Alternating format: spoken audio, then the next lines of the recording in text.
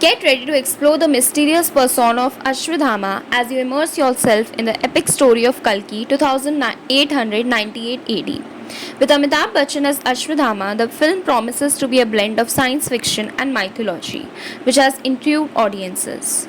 Who is Ashwadhama? Ashwadhama, also known as Droni, is a grandson of the Bhardwaj rishis and the son of Guru Dronacharya.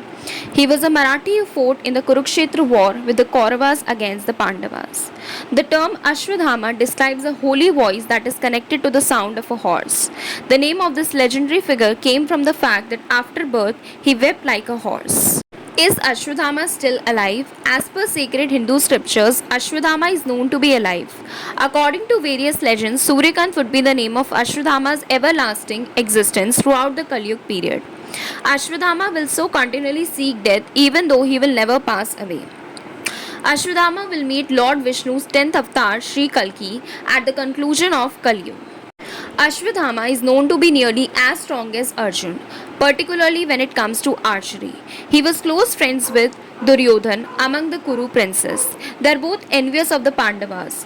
Because of Yudhishthir, Duryodhan believed that he would never be able to inherit the kingdom of Hastinapur, and because of Ashwadhama's jealousy due to Arjuna's brilliance, he believed that his father's affection had been split.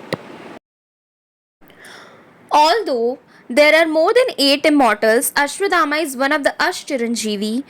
Ashwadhama possessed power over all creatures under humans due to a diamond he was born with on his brow. He was shielded from thirst, hunger, and exhaustion by the jewel. Despite being a proficient fighter and possessor of lethal weaponry, Dronacharya had a modest existence.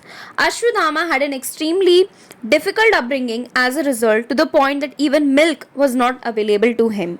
It is believed that Ashwadhama and his maternal uncle Kripa are the only two people who survived the Kurukshetra war.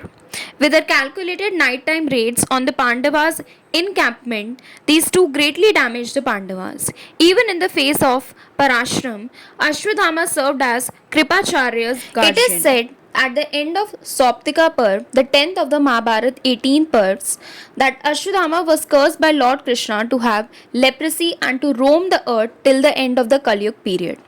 In addition, Ashwadhama was made to give up the priceless jewel money that was fastened to his forehead.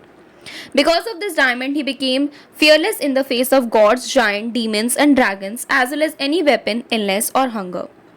The sticky markings created a gash on his forehead where the diamond had been extracted, and the foul smelling blood would never stop until Kali Yuga's end.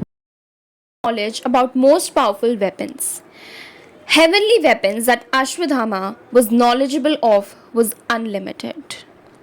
Despite his reckless nature, Ashwadhama became one of the most powerful fighters of the Mahabharata. But in the end, his reckless nature brought him to ruin.